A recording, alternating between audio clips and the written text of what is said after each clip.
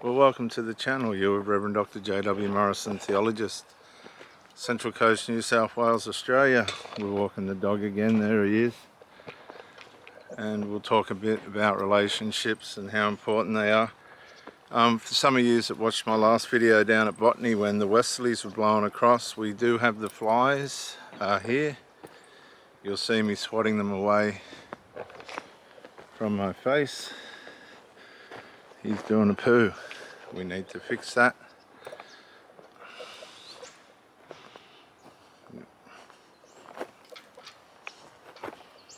Which I will.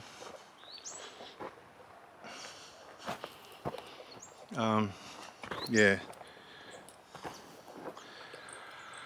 For most of you these days, your relationship hasn't gone the way you would have expected. Possibly some of that's your fault. On the other hand, it's got a lot to do with the other person. But we must take blame where it's our fault. And I guess it gets to a point where it's not about fault so much as what it is learning from our mistakes and trying to assure ourselves that we have learnt and that we won't let it happen again. The problem with that is you can't control what other people are going to do or not do. Not all relationship loss is via what something is done. A lot of it can be what has not been done. And that's usually the harder one to deal with, because that often works in silence. And it's very hard to, unless you've got a terrific consciousness of discernment, being able to discern without too much presumption what other people are doing and where they're at and what the motive is and why it's happening. Sometimes we need to communicate, we need transparency. A lot of people are scared and insecure, and that locks up their abilities to communicate. And that's not fair on them, I guess, personally. And it's definitely not fair on you as their partner. But these things do happen, they happen all the time, and where there's a disruption in communication, there's usually going to be something negative or contrary happen to the relationship. And what you'll find is, hey, Hank, a lot of people will communicate to other people rather than to their partner. And this is a hard one to pill to swallow as well, because it can misguide your partner. Your partner can build a narrative about the relationship that's influenced by a person that's not too wise, possibly not too wise, nor in the relationship. And that can bring all sorts of conflicts and questions and things without answers that we might need to resolve whatever it is that's actually being spoken of.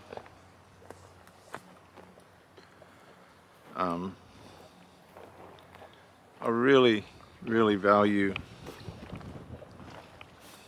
relationship, but I also value the constructs that are necessary to make a relationship work.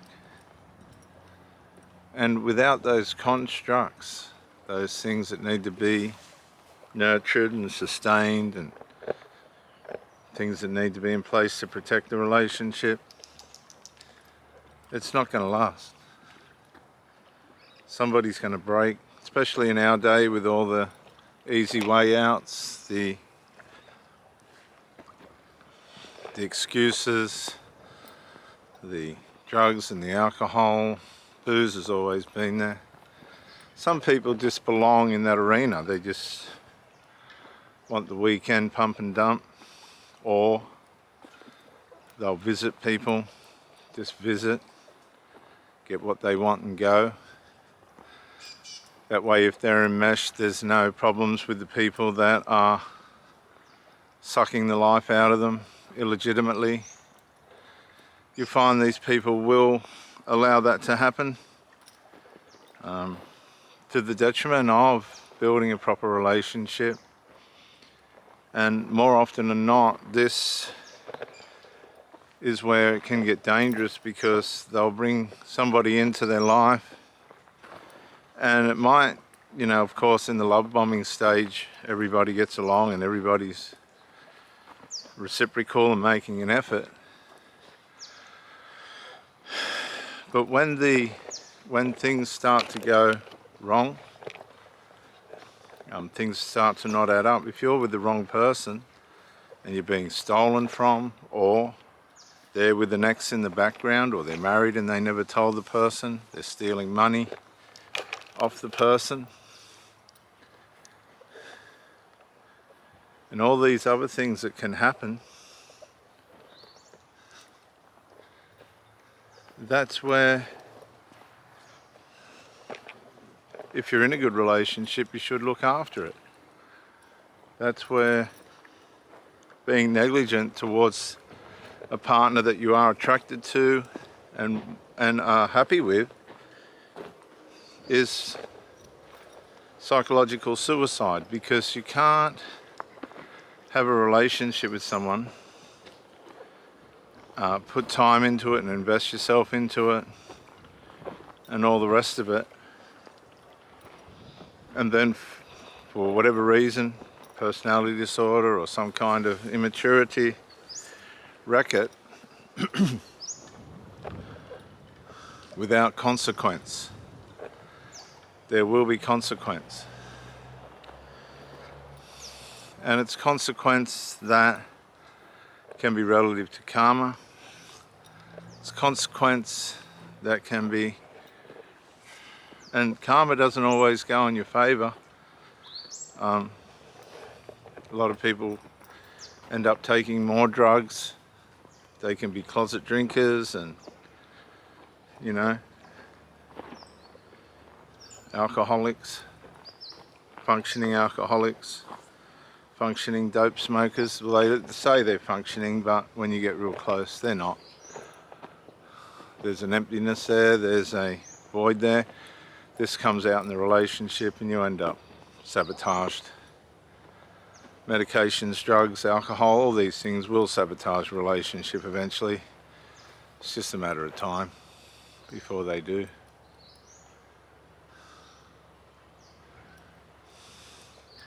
And whilst the person that's taking these things is suffering personally, the ripple effect of those things, including triangulation and all these other, you know, things that can happen, these ripple effects take down the person that they're with. So this means that they're actually, whether they're aware of it or not, trying to bring trauma to the person that they're with. And that's irresponsible. That's a person that really shouldn't, they shouldn't have a relationship. They need to go away and get some therapy, some help. Because the deficiencies in their life are bringing harm to somebody that just wants to bring health and happiness and power to a relationship.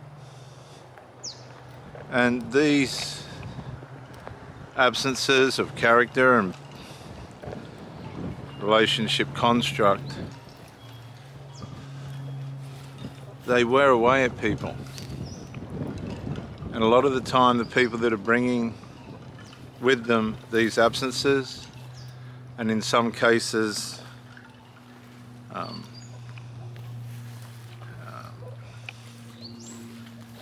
sins. Absences are the things that we do not do that we should, and sins, I guess, are the things that we could have done but we didn't, and do that we shouldn't. And that's how these things work, and they're all consequential. And if you're in a relationship with somebody like this that by nature just hasn't got things right, just hasn't got things where they should be, then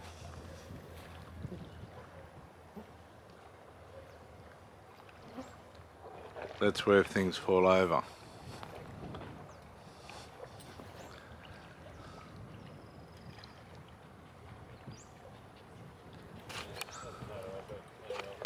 How you going, mate? All right? All right, mate, yeah.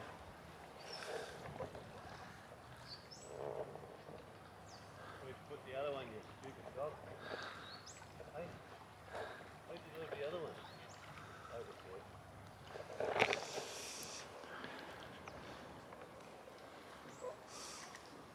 there. You can keep it. Okay. I buy them 10 at a time from Woolies. Do ya? They don't last long. No.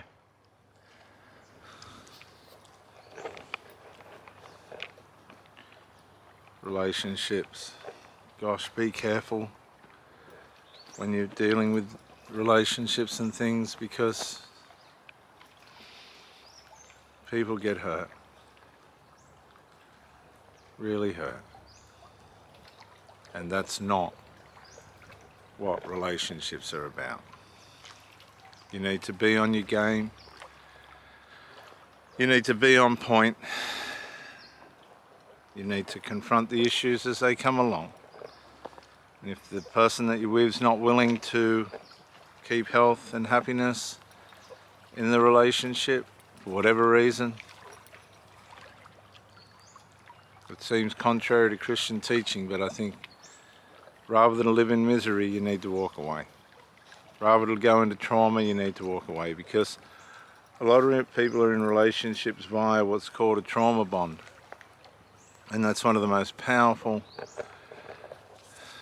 unnatural but natural bonds, drugs, the influence that it causes on people that there can be. I don't know if this has helped you at all, but I hope it has. Some of you are struggling with people that could have done a whole lot better and haven't. Possibly you could have done better yourself.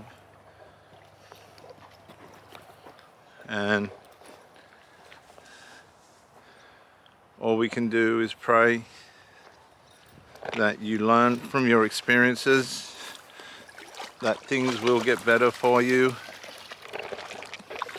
and that you will be able to get some counseling and help, revitalize your spirit,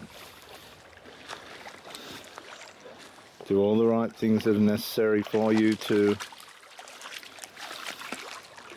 prosper in your life. Sometimes we build our life around things that just aren't going to work. We've had our time with the person, and it just gets to a stage where we need to heal, get better, and let everyone go. I'm Reverend Dr. J.W. Morrison, theologist, Central Coast, New South Wales, Australia.